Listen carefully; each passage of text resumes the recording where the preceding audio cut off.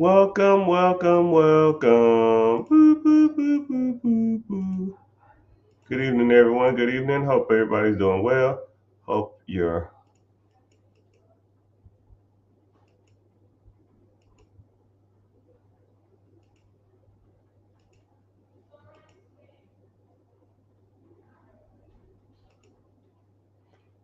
all is well. Hope y'all doing good. All right. So I'm gonna give y'all the same spiel. I give it all the time. I'm streaming on multiple platforms. If you are here from any social media besides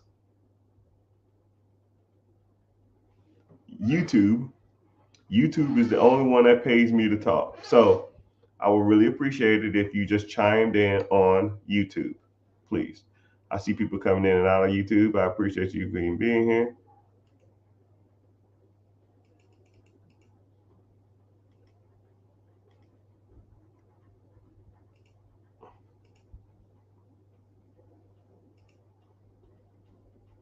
But yeah, so let's get started. Individuals talking about different stuff. So one of the subjects today someone wanted me to talk about is me getting a haircut. I know I need to look a little rough, but it's all good. I'll get there. So someone talked about business credit. So individuals that wanted to get business credit, first of all, you have to understand what business credit is. Business credit is when your business, the funds that you use are secured, are being tracked on your business side. Okay, and when your funds are tracked on your personal side, then that's personal credit. Whenever you have business credit, your utilization does not factor. When you have, or your, yeah, when your credit usage is factored, then it's not on your business, your credit, your personal credit side. It is. I'm kind of tongue tied a little bit. I apologize. I'll kind of say it again. Say if you have a $5,000 credit card, you use all $5,000 of that. Boom, I see you. When you use that $5,000, your utilization is maxed out. You're at $5,000. Nobody's going to give you any more credit. But if you have $5,000 line of credit on your business side, you use all $5,000 of it. No one cares. Nobody sees that but the bank and you. That one bank and you. Only people that see it. So you can go out and get another line of credit from another bank. You can max that thing out. Only person that will see it is you and that bank. And that's what's great about business credit. But you got to have some things established before you go out and get business credit. You can't just go willy nilly and just show up and then try to say, yo man, I need $50,000. You got to have some stuff attached to it. You got to look like an official business. And the step process is really not that extensive. You just have to make it look more official. And then whenever you do go to apply for business credit, you got to apply to the right banks. You got to answer the questions right. You got to say the proper things. You can't just go in the bank and be like, yo, bro, I got a damn week old LLC. I got somewhat good credit and I need $100,000. They're going to be like, yo, you can $100,000 your ass about the door. It doesn't work like that. But there are steps you can do. One thing that I do or my team does is we do the process for you. I'll tell you, yo, you need this, this. Cool. Let's go get you some money. Right? And if we don't get you money, my job, my job really is not to even get you money through us. My job is to get you money, period. Right? I don't care if you go through us. I don't really give a damn. Right? But if you go through us and we don't get what you want, then I'm gonna show you other places you can go that will damn near give you the bag, right? Because you will be surprised how far a $20,000 line of credit at the bank will get you in your business, right? Let's say you're not doing any money now, you don't have any money going out, you don't have any money coming in. I'm gonna give you a $20,000 line of credit. Now you can hire an employee, you can move into an office, you can probably buy a new computer, you can start marketing, you can start a website, you can do a lot, and that ain't even That's only a couple grand. You still got 18 left. You know how much stuff you can get with 20,000, 40,000, 70,000, hell, $100,000 worth of funding on a business line of credit. You know how much stuff you can buy? And that's not even talking about you starting a business. Let's talk about you just buying an existing business. Let's talk about you buying real estate.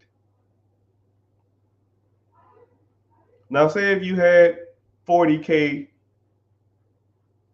in funding, you take the 40K and now you put it a down payment on the $200,000 property. Say if you got an owner financing deal, let's say if it's a $500,000 property, the payment on the $40,000, let's say it's, I don't know, $800, but that rental property is making $900 a month in profit. You make $100 a month just for managing that thing, and you had no money out of pocket, right? But there's scenarios like that all the time. What if you got $60,000 and you bought a house cash? And a lot of people are like, yo, Mr. Richard, you can't buy no houses in America for $60,000. Bullshit. Bullshit. You can. They are out there, right? You buy the house for cash, and then you go to the bank and get a refi. Let's say if you got an off market, it was a $50,000 house that was worth 75. You had to pay $50,000 cash. You put it on a line of credit, and then you wait 2 weeks, 3 weeks, or about a month or whatever, waits for the smoke to clear, a couple months. Then you go to the bank and get a refi.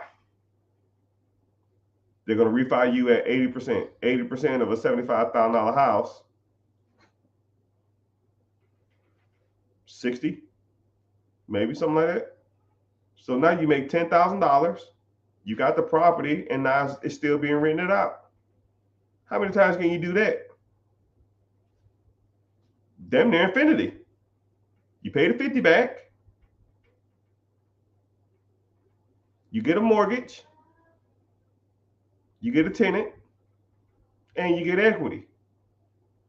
You rinse and repeat. Now, how many times can you do that? Right? Those are things we talk about. If you're interested, click the link in the bio, get started. Yeah, Chris, get that money. Hey, Chris, I just sent you I sent your application up too. So you good now. Or at least I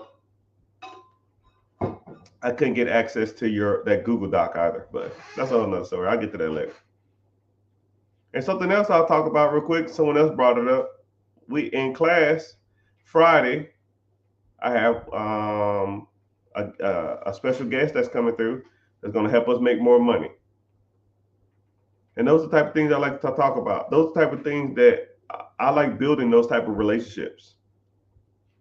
Right? And it'd be surprising, and I'm not trying to brag or boast, but when you have a decent social media following, when people don't have a decent social media following, or they have somewhat a decent amount of social media following, those people kind of, I ain't gonna say they look up to you, but they see value in working with me. And I see value in them. But there's a lot of people out there. It's a lot of noise out there. And it's a lot of bull stool out there, right? Through me, I damn near vet them all. Right? If I see bull stool, they get no love. But if they're doing stuff out here that makes sense and other people can replicate it and other people can make money from it, then I'm down. And that's how it should be.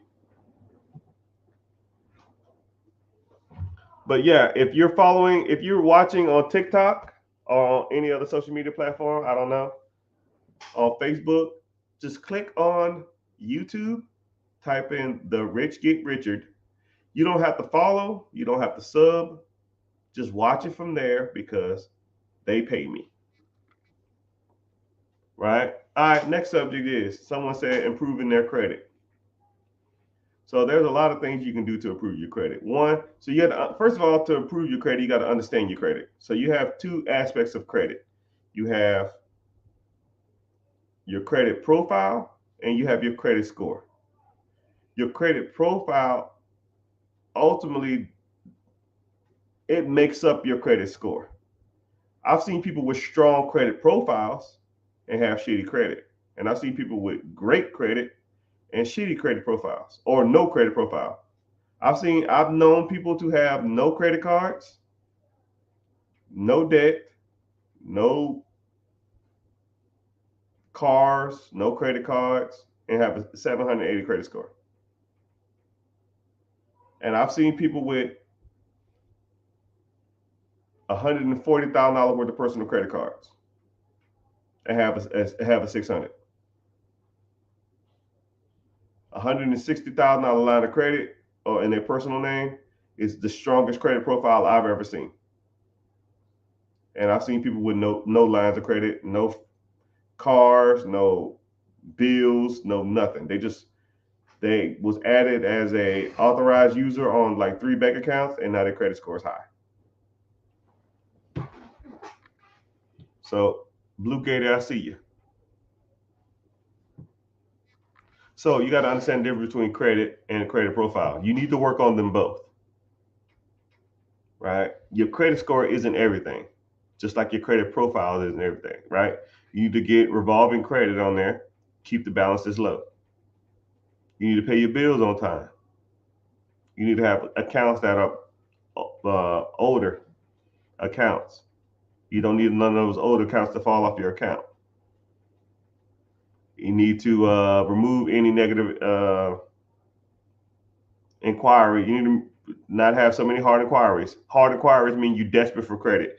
You need to remove any type of negative, anything negative on your credit. Charge off, late payments, repossessions, baby mama payments, court judgments, liens, all that shit. If it's on your credit and it's negative, you got to get that shit off there, right? According to the Fair Care Act, a lot of that stuff shouldn't even be on your credit anyways. It denies the average United States citizens the right to credit, and every United States citizen needs to have access to credit to have a normal, sustainable life. I didn't write that shit. The federal government did. So once you understand that, then you know that that stuff should not be on your credit. It probably was placed on your credit with false pretenses, right? Once you start to understand the laws and know what's going on with that, then you can kind of understand how to get some of that stuff off. Somebody asked, someone just said they use their own money to fund deals. You can use your own money to fund deals, but let's put it like this. There's a bank and then there's you. Let's say a deal costs $5,000 or $10,000. How many deals can you fund before you run out of money? Now, if there's a bank, let's call it Bank of America, and it's $10,000 per deal. How many loans or deals can Bank of America fund before they run out of money? So, who money would you rather use, yours or the bank's? I'll go with B, and the B stands for bank. Use the bank's money. That's what it's there for. The bank, I'm gonna go on a bank rant. I know y'all don't want to hear this shit, but I'm going. The bank's money is there to be used and lend. That's how banks make money. Banks are in the business of loaning money, right? You think that them holding your $200, $500 paycheck every damn week is their bread and butter? No. They actually lose money by you being there. They don't give a damn about you. Let me tell you how you know banks don't give a damn about you. Go to the bank and deposit $500,000. Go leave, come back to the countertop come to the counter at, and say, I just need to withdraw $500 out of my account. And they'll say, which one? I don't know, checking. And say, okay. Anything else, Mr. Richard? No, I'm good. Thanks. Now go to that same bank, take all the $500,000 out and only have $1,000 in their account. Hey, how you doing? I want to take out $500. Which one? Checking? Yep. Here you go, Mr. Richard. Anything else? Nope. I'm good. Thanks. They didn't throw no fucking parade for me because I put $500,000 in an account. They don't give a shit. They don't care. They don't send me no coupons. They don't send me no gift cards. They don't send me a thank you. They don't say any of that shit. They don't give a damn about you. They don't send you no thank you for being a loyal fan. They don't say thank you for being here for 10 years. They don't give a damn. Not a damn. But I'll tell you what I do get in the mail from banks. Credit card offers. By show of hands, who has received a credit card offer from the bank this month? Shit, this week. Who received a credit card offer this week from the bank? Why don't the banks send me thank you letters, or I appreciate your service, or thank you for being a loyal customer for 10 years? Because that shit don't make them money, man. You know what makes banks money? Credit cards. I watched a documentary one time. I'm not going to go on this huge rant, but then I'll be done. I watched this documentary, and it broke down where the majority of the bank's money come from. You want to know? Anybody want to guess? The 3 main ways that banks make money, right? So I want you to really think. I'm going to throw some stuff out there. Car loans, personal loans, your checking account,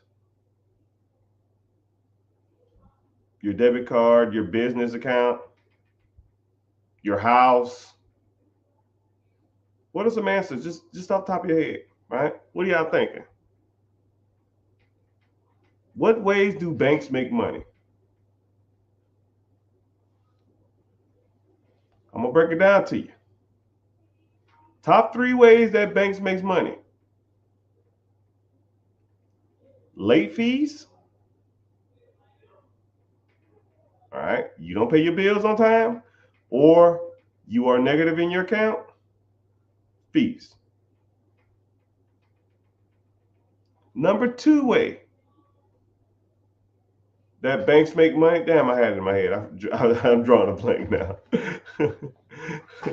Well, ATM fees. Oh yeah, no, that's number 2. ATM fees. You have the money in the bank. You want to use the bank that ain't your bank? $3. And the last one is credit card fees, credit card interest fees. Credit card interest makes like 80% of the bank's revenue.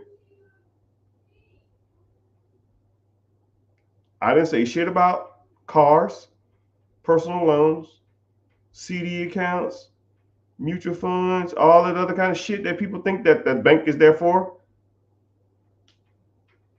I'm gonna say these again, but listen to the key word. But I'm gonna throw you a bone too, since some people y'all hearing me, but y'all ain't listening. Late fees, ATM fees, credit card interest fees. Banks make most of their money off of fees. When you fuck up, they're gonna get you. If you don't pay your bills on time, or you're behind, or you don't have the money, they're gonna get you. Late fee, overdraft fee. You don't plan accordingly, you go to a different bank to get money out, fees, ATM fees. If you use a credit card because you don't have the cash and you can't wait to save it up for something, you buy the shit anyways, fees. All of these can be prevented. All of them. But they understand that people mess up. And they're going to take that shit all the way to the bank. Literally. I think I was watching something that said like, I think like Chase makes like $80 billion a year just off those three fees. $80 billion off fees. Not mortgages, not cars, not your little joint checking account, not your little $300 that you deposit in every month or every 2 weeks or whatever the hell you get, off of fees. So when you think that these banks are your fucking friend, they're not. That's why they send you credit card offers all the time. Because they make all their money off you wanting lines of credit and not knowing what to do with the shit. And then you spend the credit card debt on consumer debt, which is even worse. Not only are you spending money that you don't have on shit you don't need, it doesn't even provide you any more money.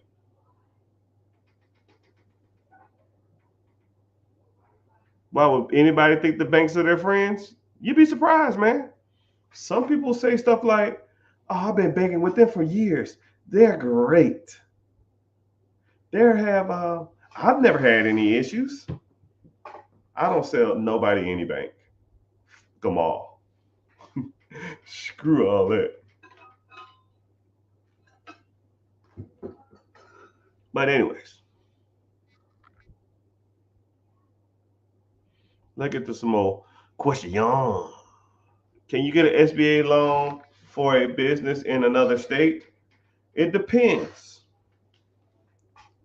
It depends. The SBA considers businesses. Okay, so there's pretty much two ways, actually three ways you can do it. You can, if you want to invest out of state, you have to either be get a owner financing deal. You have to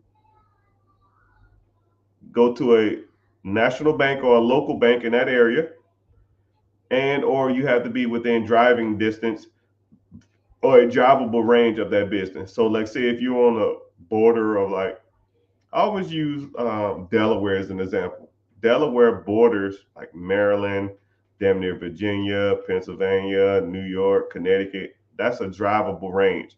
You can drive to all those states, right? But there are some criteria that says that drivable range or what is considered drivable range. But every case varies. But yeah, you can invest out of state. Hell, you can invest across the country if you got the money. But the government likes you to be within driving range or close to that business if you want to invest in that business, which is really not even that close, but they still want you to be in the area, which doesn't even make any sense because you can catch a flight anywhere in the world for in 2 hours and be anywhere in 5. But it's all good.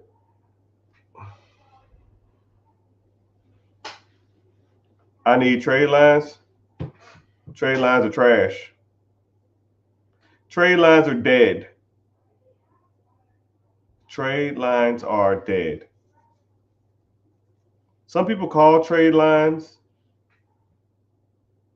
I don't call them trade. I don't really call them trade lines. I just call them like authorized users or something. I'm not really authorized user. Trade lines technique don't work anymore.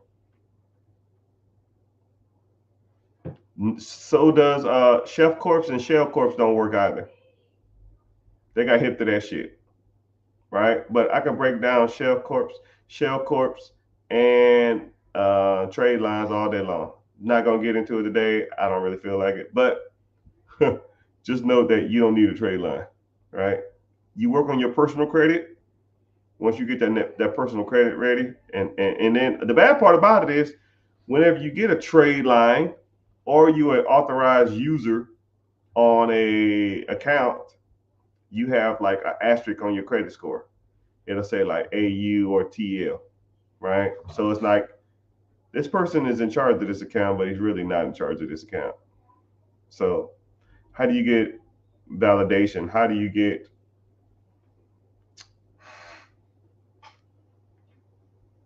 how do you truly tell the bank or the creditors that you are the guy or the girl in that industry when everything on your credit is piggybacking off somebody else?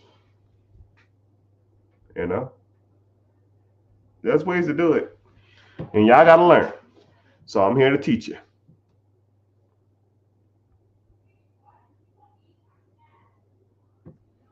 Mr. Richard, I want to start a nursing home. My bad. I had to vomit. Yeah. Why start something when you can buy it? But I will tell you this, and I really respect the fact that you even looking at nursing homes. Nursing homes, in my personal opinion, is going to be the next boom. I give it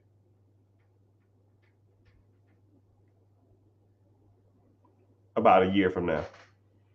You know how like everybody was talking about Airbnb in like 2020, about 2019, 2021 ish. Like everything was Airbnb. I'm doing this. I'm arbitraging. I'm buying. I'm holding. I'm short term leasing. I'm short term renting. Just everything you saw on social media was Airbnb. You saw the commercials for the damn the apps and all kind of shit, right? The next boom, I give it like a year, a little over a year, is going to be nursing homes. Everybody and their mama's gonna be freaking talking about it, and you're just gonna be like, "Oh my goodness, like, dude, quit it." Because there's a high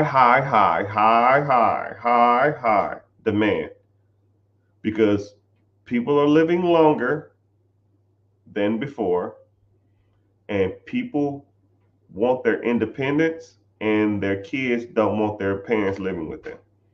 It's kind of weird how that works, man. I remember like, well, I don't remember, but it just seems like a few years back, maybe 40, 50 years, it seemed like I just felt like older people just lived with their kids until they just was out. But people don't want to do that no more, man. Kids don't want to take care of their parents. They just want to do their own thing and let their ass rot in the damn nursing home.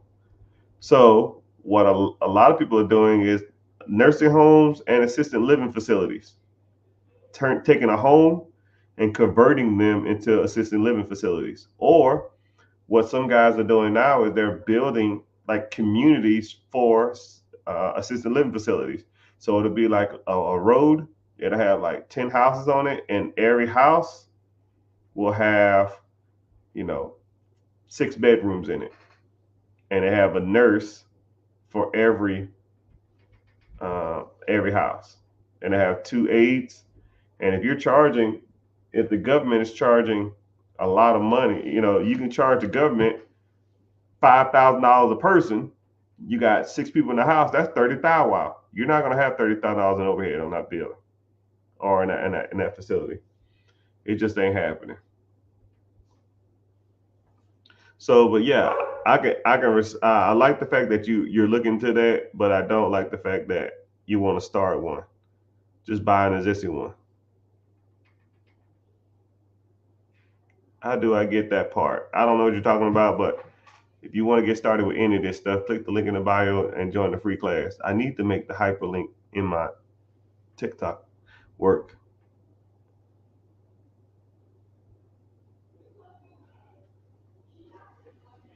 Me right now, I have a 750, a 770 credit score, 2 credit cards, a pledge loan, no debt on my credit. Yeah, sound like you're doing pretty good.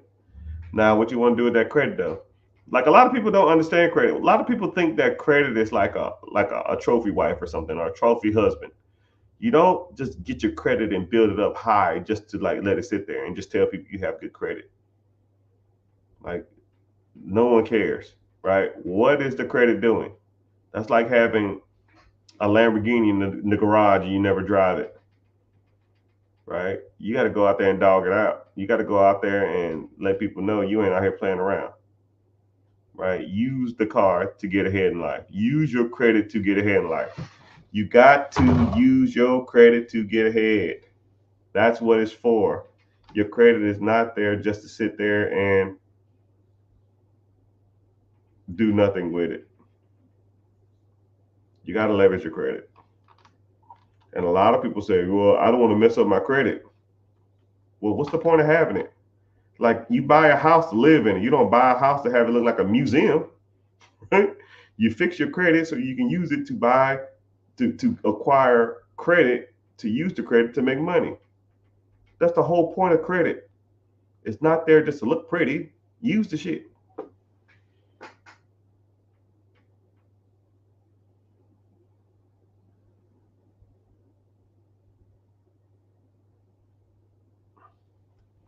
Oh, we have a military question. I love the military questions.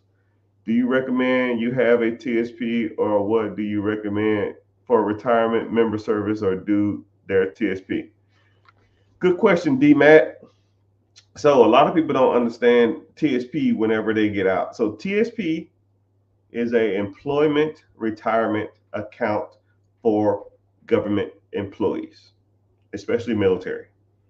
Whenever you retire from the military, then you are not a federal employee anymore. Okay? Once you retire from the military, you are not a federal employee anymore. So your TSP, you can't contribute to it anymore. You only can contribute to it when you're an employee. So you have options. You can, one, make it a self-directed IRA and put it into your S corp or C corp and use it however you want without any penalties. Or you can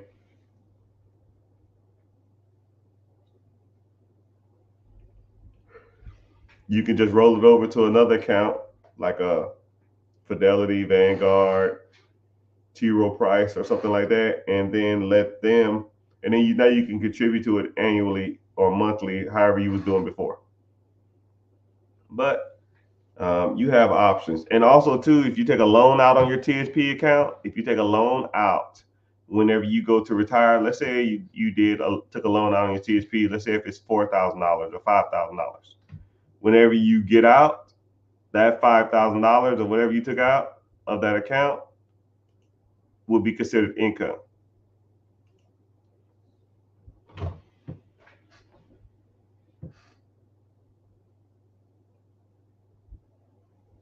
So, yeah, so try not to have a loan out on your TSP when you get out.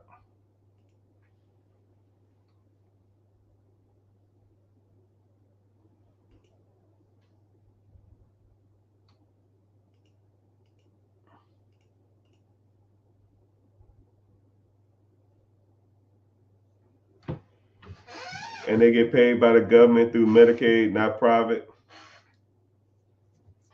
Yeah. I have good credit and about 10,000. Wow. Matthew, what's happening?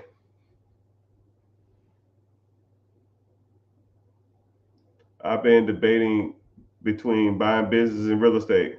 Congratulations, Mr. Dean. Well, here we talk about them both. They both had their pros and cons. You must ain't been to the free webinar because I can tell because I talk about them both in the free webinar. And I actually have a slide in the webinar that talks about buying a business versus buying real estate. They both have their benefits. But I think you need to own both. Now, which one you want to buy first is on you. But Dean, click the link in the bio, join the free class. I got a class coming up, I think Wednesday at 9 p.m. EST. You want to learn more about that. Matthew, I see you. How did you get rich? I'll keep it short because I hate talking about myself like that. So I started investing in real estate. Oh man, about 2008. No, about 2008, 2009-ish. I bought my first piece of property. Well, I lived in a trailer, right? We call it the military trailer because the military trailer only housed anybody in the military. But the trailer had 4 bedrooms, and it was $450 a month. So we pretty much paid $100. I think we paid $150 a month to live there. It was $150, and that covered water and electricity, and cable, and trash.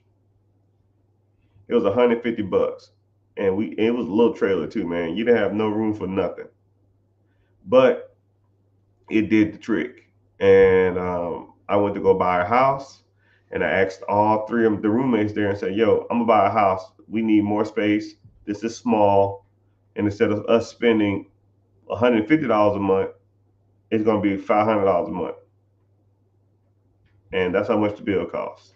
And I'll cover everything else. I cover electricity, water, cable, all that kind of stuff like that." And they agreed to it. We all moved out the trailer because the trailer was a crap box. AC rarely worked. It was floor was wobbly. The rooms were small. You know, people paid for it, and it was closer to where we worked. So I had three roommates that paid me $500 a piece. My PITA, property taxes, interest, and insurance, was $900.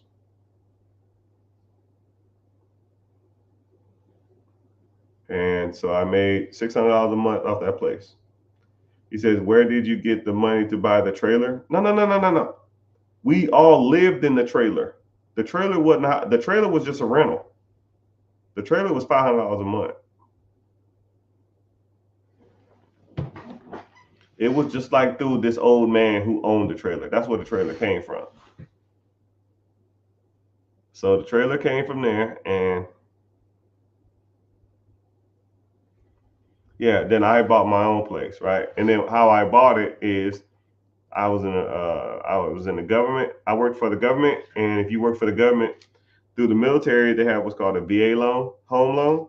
Means you can buy a home up to $750,000 with 0% down, not 0% down, with zero down payment. So I just bought a house with no down payment. The house was 121,000 or something like that. 121,000. It was $917 off the top of my head, or maybe 925. I don't remember. All I know that I charged three guys $500 a month to live there, and yeah, the rest is history. Save up 6 months worth of rent, $1,500, six times 15. Shit, I don't know, 10 grand maybe, and rinse and repeat the process. No, that's like 9 grand, but I had some money and I found another property, put $10,000 down, and I just kept buying properties, buying properties, buying properties, buying properties. And then I was always investing in the stock market. I had mutual funds that I was contributing $300, $400, $500 a month to, and those funds I still have to this day, which make me way more money than you could probably ever imagine. But you got to put it into the system, trust the system, and let it ride. Someone asked, "Can you get a business loan as a down payment for a fourplex?"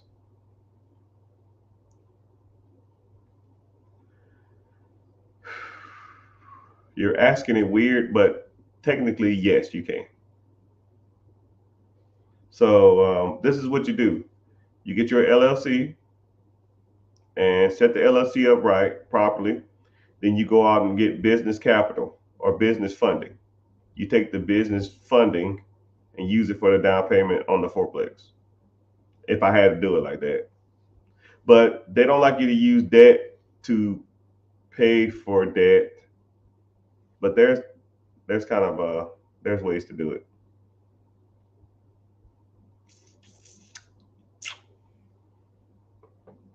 Sign up for my free class. All right, thank you, Adrian. Adrian Peterson. We have a celebrity in the house. You don't need the damn class, man. You go play football. All right. Someone asked, "How do you invest in mutual funds?" Yeah, there's tons of mutual funds out there. You can literally just Google mutual funds and pick a brokerage or pick a house, pick a ticker, and then just start investing in it. But there's tons of them out there. I have some that I prefer. There's a lot of them out there that are okay. But if you really want to like deep dive, break them down, I teach all that in my class. I teach it all. I think last week, no, was it last week? What did we talk about last week?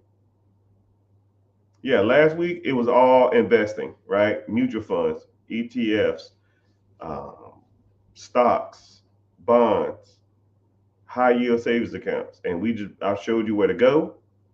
I showed you how to start it. I show you how to turn on automatic investing, so it takes out 200, 300, 400, 200, $300 every month out your account. I turn on how to reinvest dividends, how to reinvest interest, how to reinvest payouts. And then one day, whenever you're 55, 60, 65, or however old you are, you can just click a button, click, and then you start making interest interest checks for the rest of your life. You got to pay taxes on that interest check, but let's be real. If I'm getting a check every year for $300,000, I'm not worried about fucking taxes.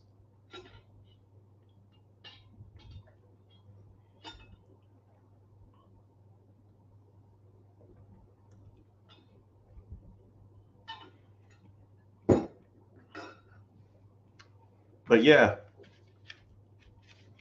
well, speaking of taxes, I got to pay my tax bill. But yeah, there's a lot of different ways to invest in mutual funds. Hell, what's crazy is back in my day, there was only a handful of ways you can do it, and you was only limited to how many mutual funds you can invest in. Now you can get on apps and you can pretty much look up every mutual fund there is, right? You can get apps like Robinhood, you can get some like Acorn, you can get Betterment, you can get all the major brokerages have apps nowadays, so you can almost just go through the brokerage, the Vanguard, the Merrill Lynch, Charles Schwab, Fidelity, T. Rowe Price. You can just go through the brokerage and get their house, go get their mutual funds and just invest directly to them, versus getting the secondary app and investing through the app, which sometimes kind of weird though. But yeah.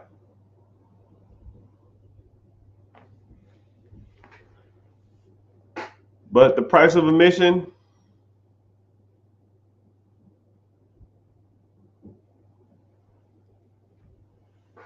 oh, my phone died.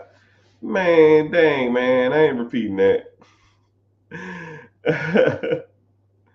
What part of the country was I buying in or am I buying in? Right? There's multiple places you can buy. Just depends on you, man. Depends on your risk tolerance.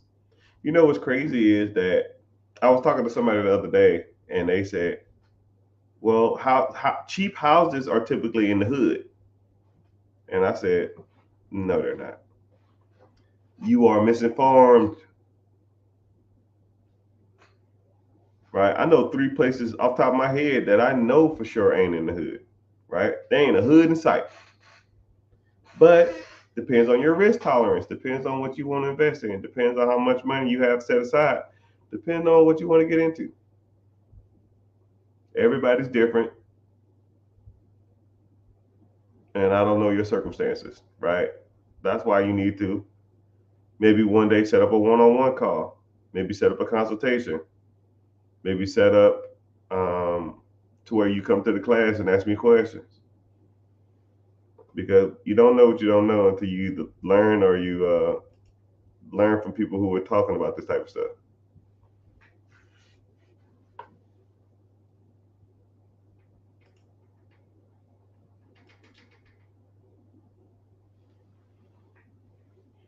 So I always tell people too that I always tell people too, it just depends on, some people. I asked one person, where do they want to invest at, and they said, I want to be at least 10 minutes away from anything, any property I own. And I said, well, why? He said, well, if something happens. And I said, like what? He said, I don't know, something bad. And I said, oh. Said, okay, what you want to do first? You want to do real estate or you want to do a business? He said, let's do a business. Okay, do you have a general manager? Yeah. Is the general manager going to go there if something happens? right? Let's just say I go hypothetical. Let's say someone drive through your front window, right? Someone drive through the front door. No one's hurt. Cops are called. They're gonna drive through the front door. Is your general manager gonna stop what he's doing and probably go there and see what's going on? Probably. I'm sure he will. And he's probably gonna text you or call you and say, hey, Mr. Matthew, Mr. Richard, Mr. Tyler, Miss Kim, Miss Chris, someone drove through the front of your building.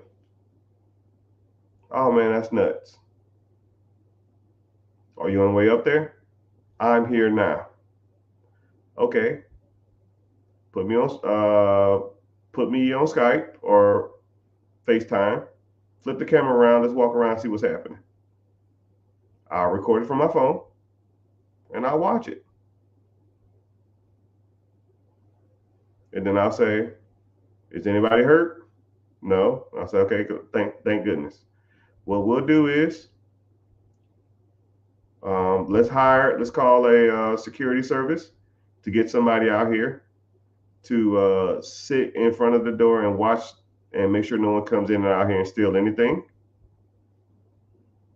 And to get a construction crew or contractor to put a temporary wall or board it up first thing in the morning. Sound like a plan? Yeah.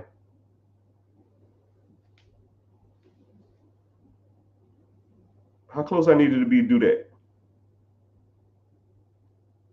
I'm in my damn living room. I'm sitting in a bubble bath. Okay, cool. Let's do property. Let's say there's a property. Let's say there's a small fire in one of your houses. The property manager will give you a call. They're not going to call you. You ain't doing shit. The property manager call you. Yeah, there was a fire in one of your houses. Oh, damn. Is anybody hurt? Nope. Cool. What's the damages? I don't know. I'm going to go over and assess it now. They get over there. Put me on FaceTime. Okay, I see it. I'm screenshotting and I'm taking photos. Are we going to get the owner to pay for it? Or the person that's renting it pay for it? How much is the damage? Because if I have to call and make an insurance claim, my deductible is $5K. This is not a $5K job. They did it. They pay for it. Do they have renter's insurance? Yeah, they have renter's insurance. Okay, cool. They can pay for it. Send them the bill. Get a contract over there first thing in the morning to fix this. And let's replace everything we can as soon as possible. We'll send them the bill. Cool. Thanks. In my bubble bath. Same thing with the car driving through the building. Yeah, we got the Mr. Richard. We got the window boarded up. Okay, we got a temporary door coming in and out. Okay, I already called the insurance company. They're gonna come and do a claim later on today. They're gonna be there about 2:00. You need to be there. Okay. Put me on FaceTime and speaker so we can so I can hear what they're saying. They walk through. They assess. Cool. We'll give you an estimate back in 3 days or 2 days. Deal. Okay. Well, we can't just sit there and wait for this fucking money. We got to fix this shit. That's why you have petty cash. That's why you have operating expenses. That's why you have business credit cards and business line of credit when shit hit the fan. I fix it. Let's say it's 20 grand. Your insurance came in from the insurance company. They awarded you $40,000. Well, thanks. I just made $20,000 for some clown driving through my building.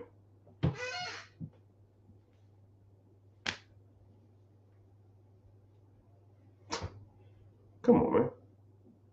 Come on. Someone said the hood places is Philadelphia, North Florida, and Detroit. All right, here we go, man. I'm gonna ask y'all a question. What areas do you consider, if you had to guess a city, what areas in the United States of America would you consider like hood or a rough area to buy real estate in. There we go. We'll say that. If you was a real estate investor and you did not want to invest in certain cities, what cities would you stay away from? Matthew said Detroit, Philadelphia, North Florida. I'm assuming you're saying like North Florida, like Jacksonville area, right? Martin said Compton. You know, the bad part about it is Compton has gotten better. But Watts, California, apparently is like the new Compton. Apparently, Watts is really bad. Somebody said St. Louis. Somebody else said Memphis. Right? I mean, it just depends, man. Depends on depends on you. Depends on what you consider rural or hood areas. But you got to take consideration. So all the cities that people said, Detroit, South Bronx, Compton, Watts, Memphis, St. Louis, Detroit, Jacksonville, Philadelphia. There are people in this United States who are making a killing in those areas. And they're probably not even in those areas. Somebody said Colombia. I have millions of dollars worth of portfolio in Columbia, South Carolina. So I guess I'm your analogy, right? I have invested in some of these areas. It just depends on your risk tolerance or what you consider risky, right? Some of these areas you can find properties for pennies on the dollar. Pennies, pennies, pennies, pennies, pennies. I've seen houses in Philadelphia for like, I want to say like $22,000. I've seen a fourplex townhome in Columbia, South Carolina for $90,000. A fourplex townhome in Columbia, South Carolina for $90,000. Now let's do some simple math. Let's say your PITA, property taxes, interest, and insurance, or mortgage on that property is, I don't know, $1,200. Are you charging $300 a month to live in a townhome in Columbia? Probably not. It's going to be just as expensive in that area, just like it is in all other places in America, right? You might be all in, let's say $1,000 a month. You might be charging them people $1,000 a month to live in that townhome. That's $4,000 a month, right? I couldn't sign that check fast enough.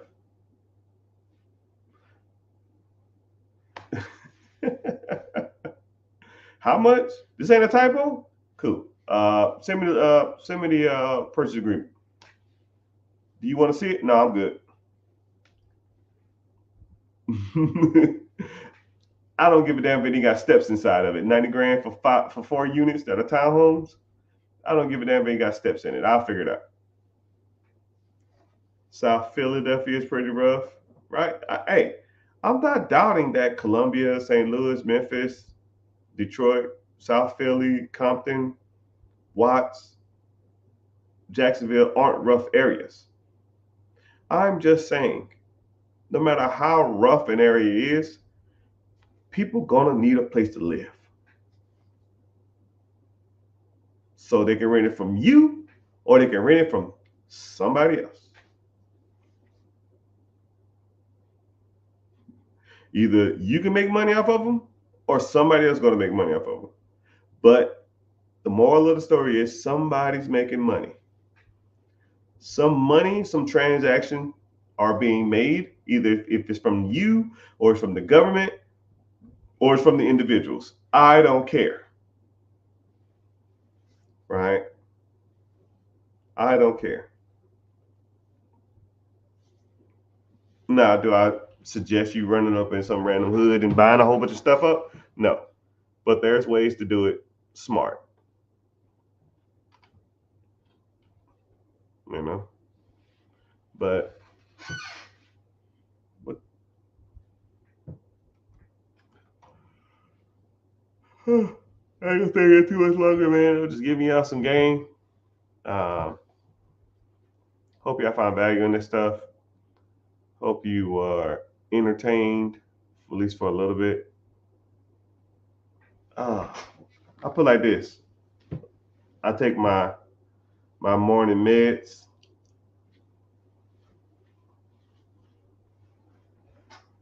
and then I'm out waiting for y'all questions.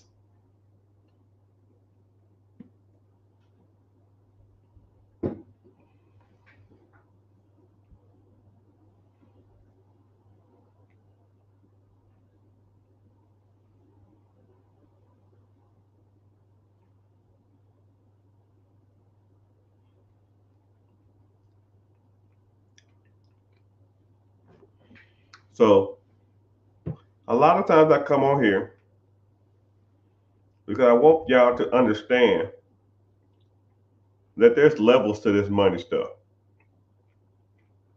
You get people on the internet that'll talk about do this, do that. They'll make a 10-second video, three-second video, a 3-minute video, 45-second video, and there's not a lot of substance to whatever they're saying.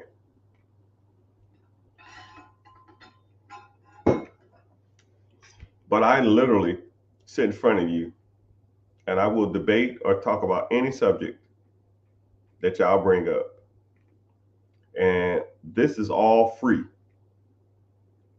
I don't get paid for this, right? YouTube, I make a little money. Damn, YouTube, appreciate it. YouTube, I make a little bit, but I mean, it ain't like bringing home the bacon kind of money. It may be $200 a month, right? It ain't right. It's a couple cheeseburgers and a supersized meal. Why I do this is to show you guys that I really know what I'm talking about, right? There's not too many questions that y'all will or have asked me that I don't really get into or that I don't know, right? But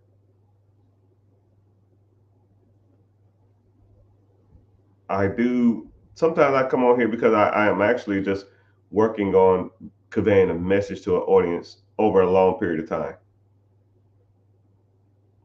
You know, if I can get on if I can get on here and just talk to you guys about just nothing, imagine if I had like some direction, shit, or a slideshow. I'll talk for a fucking 3 days straight, right? But a lot of the stuff is just made up. Well, not made up. It's off the top of my head because some people just talk and they're like regurgitating what someone else said, or they're just talking about some stuff that they heard off the internet.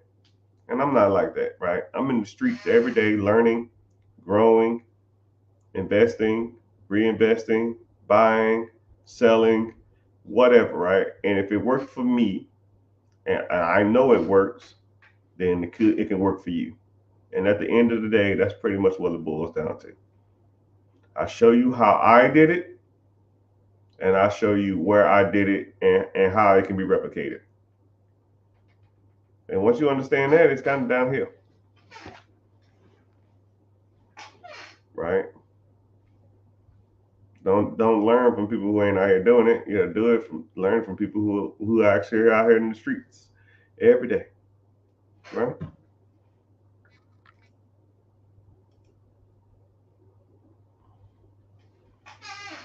So someone said I would like my first real estate investment be 30 unit apartment minimum.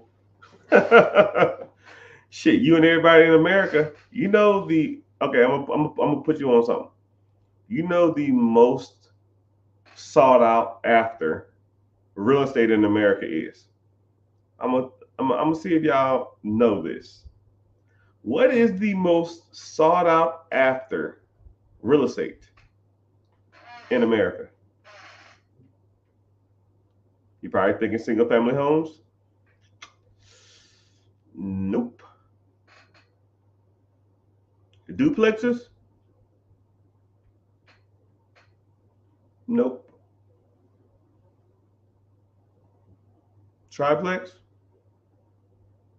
Nope. Fourplex. Nope. But it's up there. Fourplexes are up there. Let me take my pill. Casinos, man, heck no.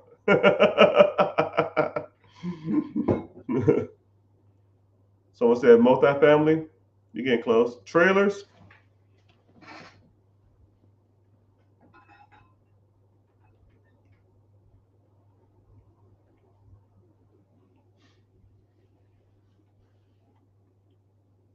I'll give you a hint.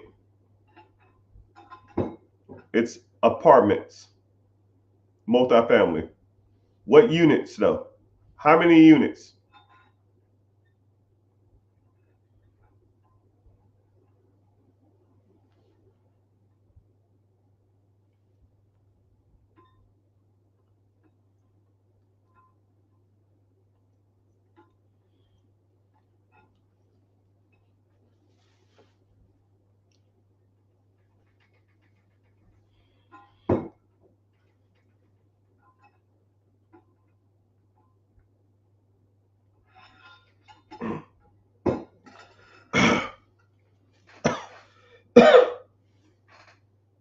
Someone said 8 units. How many units you think is the most desirable real estate is there in America?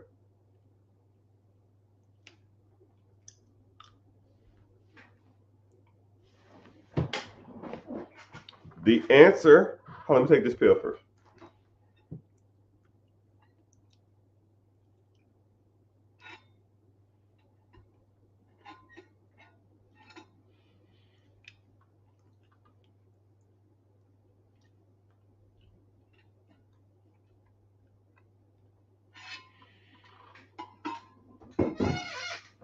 Someone said 4 to 5 unit multifamily apartments. So you're saying it weird. 4 units is not an apartment complex. It's a multifamily. It's actually financed as a single family or financed as a single home. 5 units is considered commercial property and is financed as a commercial loan or an apartment. So 4 units and lower is considered a single family home, or you finance under a individual as a primary house. 5 units or more are considered commercial apartments and higher. So the most desirable real estate in America is 10 units to 30 units. It is the most cutthroat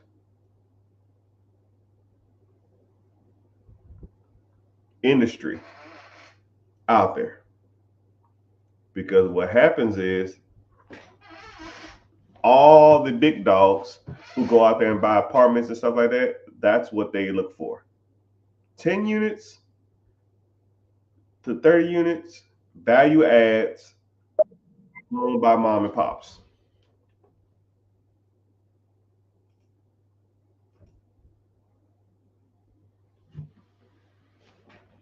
So anything 30 units or more, they're typically being bought out with like from the big dogs, like the venture capitals and the investment firms and stuff like that. So nobody want to deal with those.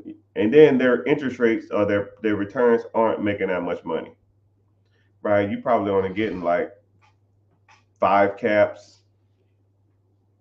You probably getting about 6.5, 7 caps now. 7 cap, not caps.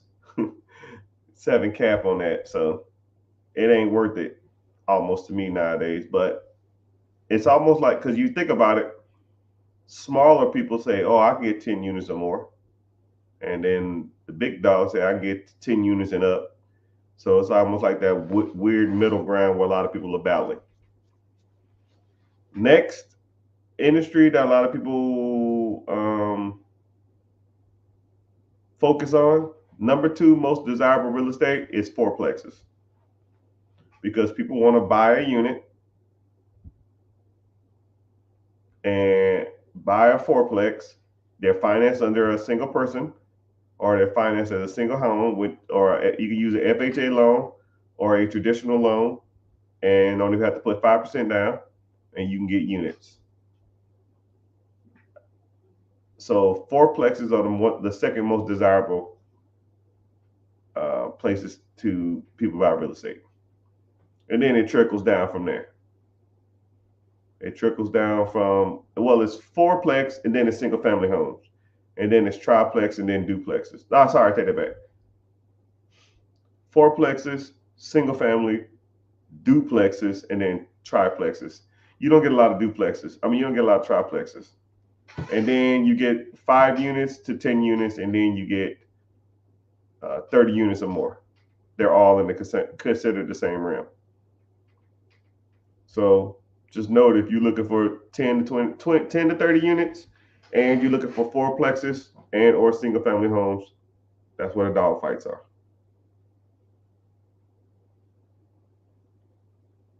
But hey, what do I know? What I know is some of y'all ain't following. I know people on social media ain't liking, tapping the screen. If you're interested in learning more about real estate or any of this stuff, man, join the free webinar. I got a free webinar coming up. Won't be doing myself any justice if I didn't say anything about it. Hurry, don't be late. And also, too, I didn't even really factor in, well, I guess it's considered commercial real estate. But then you have like the mobile home parks, you have trailers, you also have assisted living facilities, you have nursing homes. I didn't really factor in none of that stuff. But a lot of that stuff is out there too, if that's what you want to get into.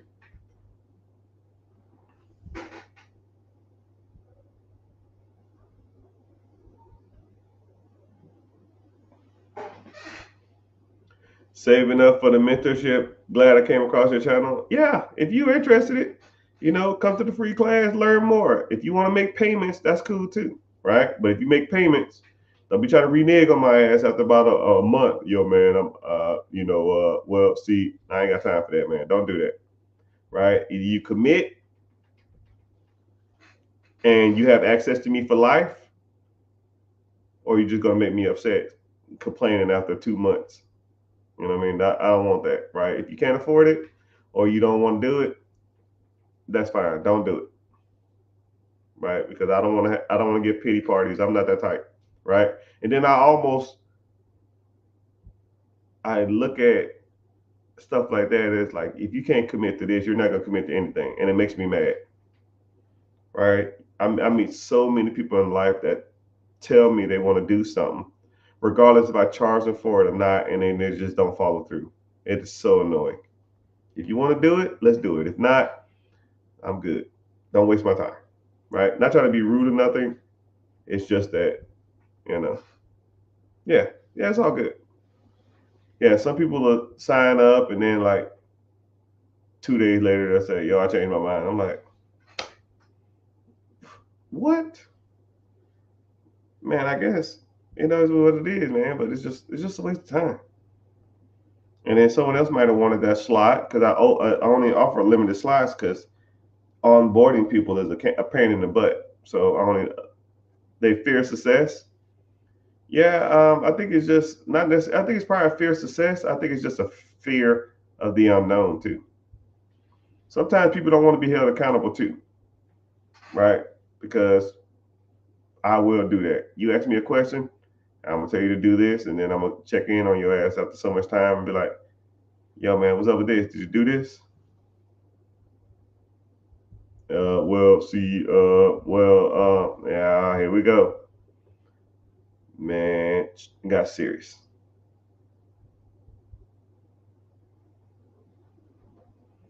When's the What's the date? I need it. I need it. But rental space, office space, yeah, that's just considered regular commercial property, and there's not a lot of there's not a lot of demand on it. You know, if you really start thinking about commercial space and stuff like that, it's really not even used. It actually that market has actually diminished or depleted since COVID, because what happened is people learned to get by while at home, and then people started getting extremely lazy, and now they don't want to commute nowhere. Now they pretty much harass the system to let them sit at home and work, which I guess it is what it is, but I just don't understand that. I mean, and like all these people that had like this huge ass office spaces, they don't need them no more. So now they're thinking, well, shit, if I get the same work done from people sitting at home, well, I have the office space. And now a lot of these leases are not getting renewed. The same thing that happened with Amazon and the mall, it's the same thing that happened with COVID and office workspaces. If I can shop at Amazon, and you know what's crazy about Amazon? You can go on Amazon, the app, find what you need, and have it on the way before you get changed to go to the mall. It's crazy. It's almost like,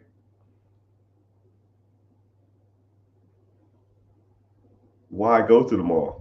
You just sit around and let everything come to you. We're gonna be like Wally here in the next 300 years. We just gonna ride like little floating chairs, and they're gonna take us everywhere to eat and all that kind of stuff like that. But yeah, that's what it is. Somebody said, "Do you what do you think about owning a business overseas?" You know, it's kind of weird because overseas, like regulations and overseas employees and staffs and all that kind of stuff like that, it's some of that stuff is way different than it is here. I wouldn't want to own anything in an area where I don't truly understand what's going on, right? And then there maybe be a language barrier too. Like if something was to happen and I call like the say if I own a restaurant in Mexico or Panama City or something, let's say their native language is Portugal, right? I call the damn restaurant and everybody's speaking Portuguese. I'm like, what the hell is going on? Okay, I'm just I need Eric. Okay, Eric, Eric. I'm like, no, hell no, I'm good. Now, if you spoke the native language and you understand that area, then maybe, yeah, maybe you can shoot for it. But the SBA, Small Business Administration, is a United States program, right? You're not gonna go buy a business in Canada with a United States loan. It doesn't make any sense. Now, if you can get funding over there or you can get financed, then sure, roll it. If that's what you want to do. But I don't want to hear no elaborate plan though, because some people say, "Yo, man, I mean, I can invest overseas." Okay, cool. What you got? And they'll say something like, "So there's this guy, right? Oh my goodness, here we go. I know this one guy, right? He can get access to any vehicle I want. So what I do is, right? So I pay the guy. Oh, here we go. Sounds some bullshit. Every time someone says something like that, it's always just like, man, come on, man. You know how often I get pitched crazy stories? I do. It's got to be like 20 times a day. Gotta be 20 times a day. Hey, Mr. Richard, I have the perfect opportunity for you. Delete. I don't even care. I don't even want to hear it. Tennessee in the house. I see you. What part of Tennessee?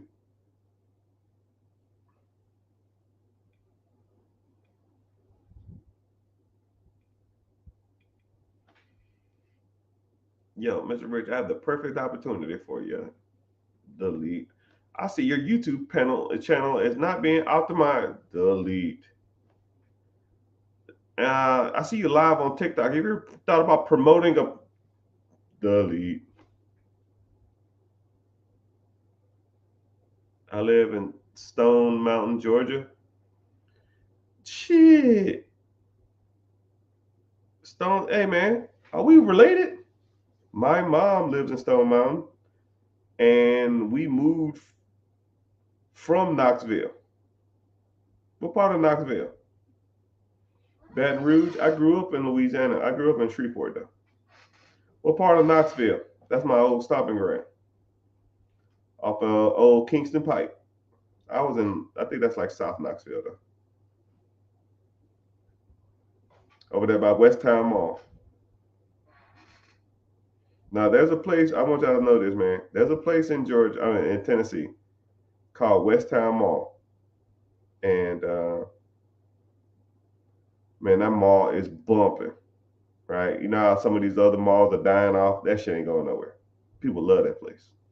Well, maybe I ain't been there in a while. It might close down just like everything else.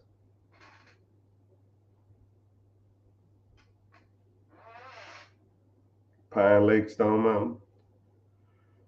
I'm over there by, well, mom's over there by Lawrenceville Highway, the Highway 78, if you know where that is.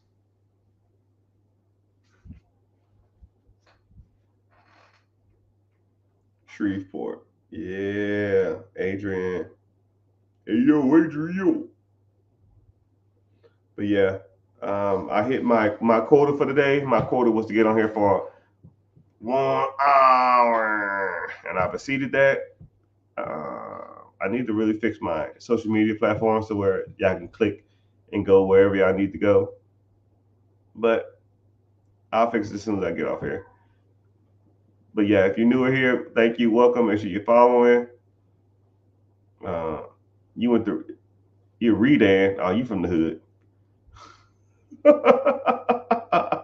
South Harrison was bougie. Bullshit is bougie. That shit is hougie.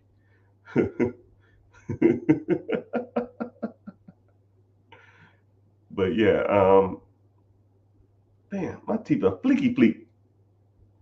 You know what's crazy is people be like, "Man, your teeth look so yellow in the videos. You got all that money. You need to damn fix that smile." I was just like, "Bro, this is a $50,000 smile. You just get bad lighting. They blinging. Yeah, bling bling bling bling."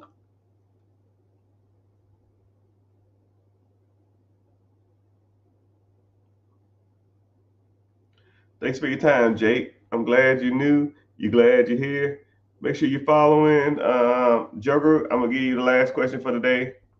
What is a good business to invest in with little money? And this is gonna sound corny. If you ain't got that much money, the best thing you can do is invest in yourself. Invest in an individual like myself or somebody to teach you the game, right? Because once you understand that money is not the game, right? You can get money anywhere, right? You can have a 700 credit score and go to 5 different banks and get $20,000 a piece in lines of credit. That'll get you $100,000. And then you can use that $100,000 to start buying real estate. You can use the $100,000 to buy businesses. You can use the $100,000 to buy vending machines or vending machine routes. The vending machine routes pays for the loan that you took out. And then once the loan is paid back, then all the money that comes in from the vending machine routes pays you, right? People ain't gonna tell you that. They're gonna say something corny like, but you got to start from the beginning. We all start from somewhere, man. I remember one day I had nothing, right? Less than nothing, right? I was paying on debt that I didn't even know I had because my mama and my mom and I think my sister put it in their name. I've got credit cards, light bills, all kind of shit that I didn't even know I even had. Right? It's one thing to start off with zero, and it's another thing to start off negative. Right? I moved into my first apartment, and I'm getting credit card calls that I didn't even know I had because people had my social security number. So we've all started. I've been there, right? So I can cope and understand from where you're coming from. So when I talk to you, I won't say this genuine shit like, yo, man, you need to figure it out. No, man. You just need some guidance. And that's what I'm here to offer. So link in the bio, join the free webinar I have coming up. I think it's in 2 days, 48 hours from now. You want to learn more? Let's learn more. Let's move forward. If not, that's fine. You come in and just learn something and get some inspiration and take that and hopefully you're inspired for the day and go from there. Right?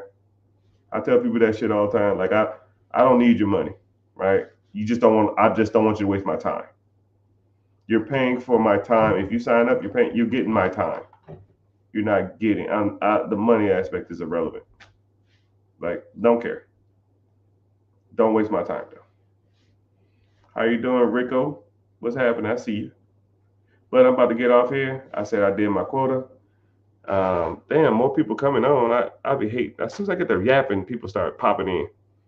Funny how that works, but it's been real. It's been fun. It's been real fun.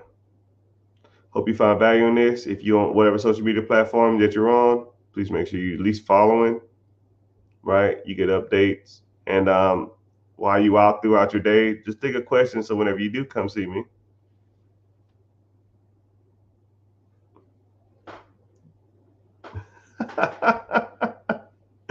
I don't know how I know you, man, but what's going on?